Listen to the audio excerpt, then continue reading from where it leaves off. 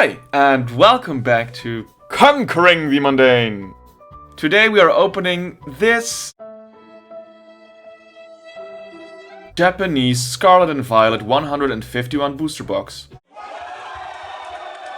This time in a longer video. A first. I was struggling with the packaging, as you can see.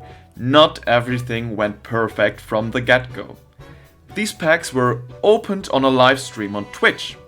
We took our time appreciating the artworks. As a matter of fact, you can tune in next Sunday. We'll be opening the next 10 booster packs. You can find me there under the same name. Conquering the Mundane. But enough of that, let's move on to our packs. It's already the second one. We are one Mewtwo reverse in. And as you can see, I had to speed up these recordings because we really took our time, almost 2.5 hours. Unfortunately, we didn't pull a Master Ball reverse holo here, but still, could you imagine how chill this Snorlax is? He must have just eaten. And to top it off, we have a Jolteon reverse. Now on to our third pack. With a Drowsy reminding me of those scary Pokédex entries. Going over into a reverse holo Shelter and our first hit of the video. A Ninetales EX. Eradicate and something goggles. With all these Japanese writings, I'm not really sure what some cards are. I know them from different sets or YouTube videos I've watched, but not everything is so self-explanatory. But oh well, here we are with booster pack number 4. Doing a bit of a card trick, sleeving up the rares and the holos, I believe. Up beforehand, putting the binder away because chat finally reminded me that it was in frame. And starting off with a Muk, a Venomoth with just amazing detail. And like I said, we looked quite deep into this in the stream, just admiring the artwork. A Dratini with a more of a simple approach regarding the artwork, but still a very happy coughing, which becomes a stark contrast when you look at his evolution. And a Psyduck. I'm sure Real Breaking Nate would have loved to pull this card. And I wouldn't be surprised if this card is already in his collection in a PSA 10, of course. We go on with a reverse holo Vulpix. Not a Master Ball reverse holo yet again, but still something to be admired. Just a nice artwork to look at. Sleeving it up, it will look great next to the Ninetales EX. A Jinx EX to top the fourth pack off. These packs are bringing us some hits. I'm almost scared if there are any hits left in this booster box. And as you can see, some of these cards were quite bent. And I found that sad, but you can't win every time. We opened pack 5 with a Rhydon and a Charmeleon, but of course back to that Rhydon, looking at the artwork, looking fierce, ready to fight, stones flying around everywhere and a nice background with a bit of a hill. And onto that Charmeleon we already saw, looking fierce and ready to fight as well. Just for you to know, this is time sped up 3, but we had to look at this Paris a little bit closer because I heard its shiny was really awful, and we talked about that a little bit on stream. But I'm not really sure its shiny should be very red and looking burned.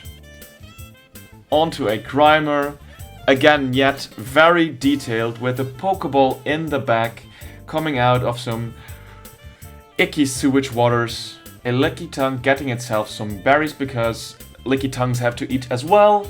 And a reverse holo Psyduck, again Real Breaking Nate looking at you. And an Electro holo. Pack 6 doing the sleazy thing yet again. I stopped doing it later in the video just to do something different. is seeking a very nice artwork of an Ivysaur, sunbathing, enjoying life. Machop, also looking ready to fight. Another Grimer, our first duplicate, and a Tentacool. And on to our first reverse holo, just hoping I had the right order here. A Weepinbell reverse holo.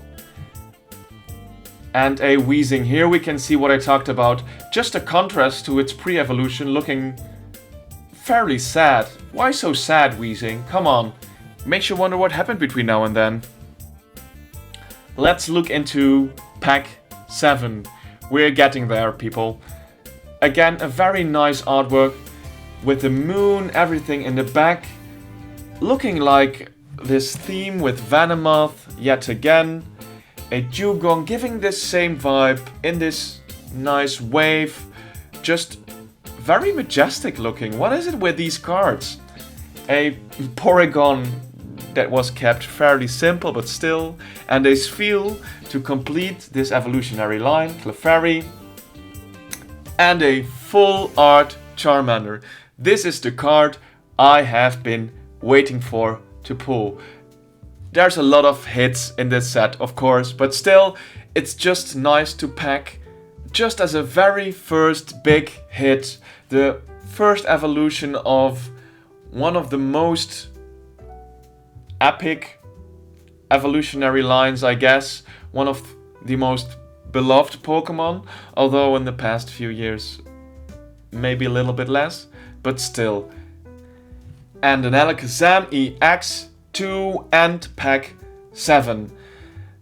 Alakazam hasn't been in many packs for the last few years, so it's nice to pull these two one after another. And of course leaving these two up before they go in the binder, in our binder later on.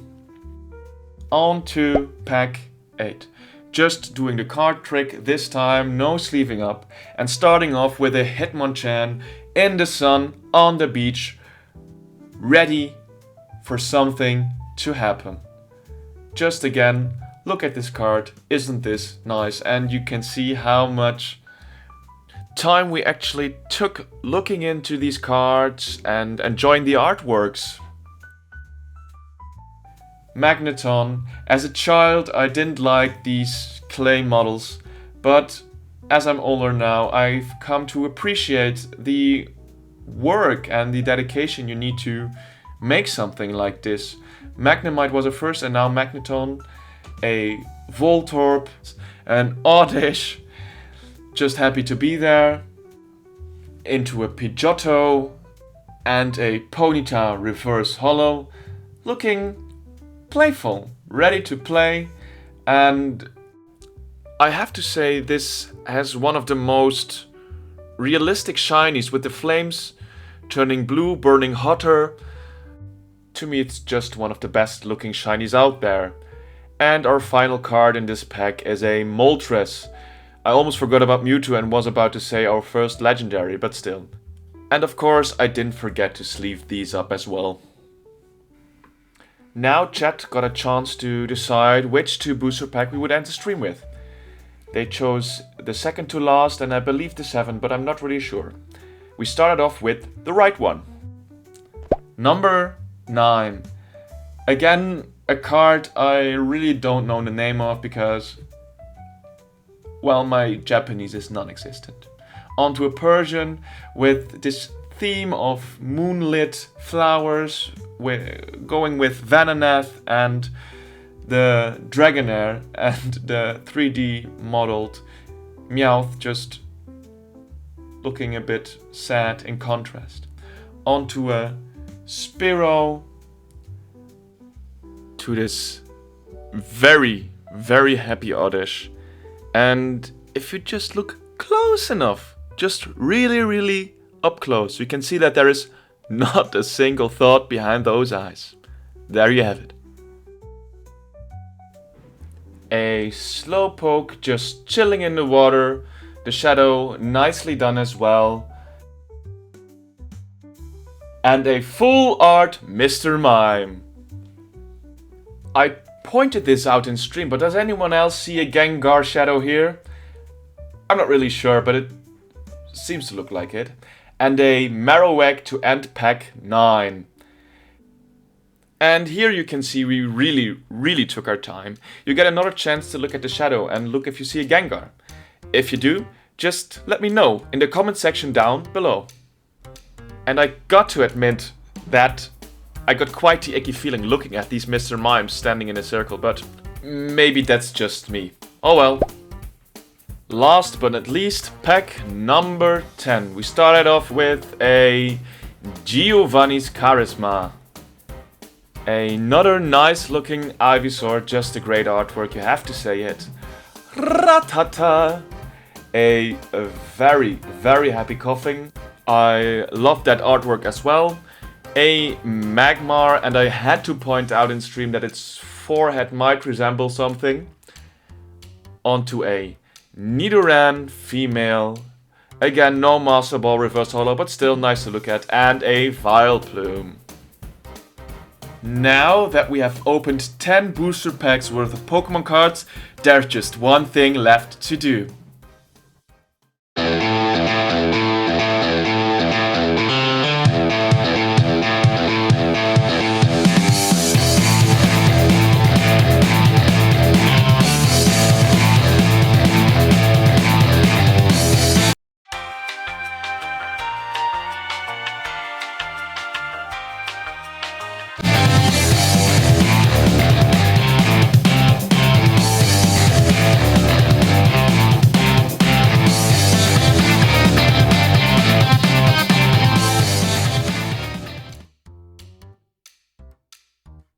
While you look at his Charmander, let me give you some numbers. We've opened 10 packs, seen 70 cards. 4 of them were duplicates, so we have 66 unique cards in our binder. I didn't count the reverse holo duplicates. Make sure to tune into next week's stream where we will open the next 10 booster packs at Conquering the Mundane. See ya!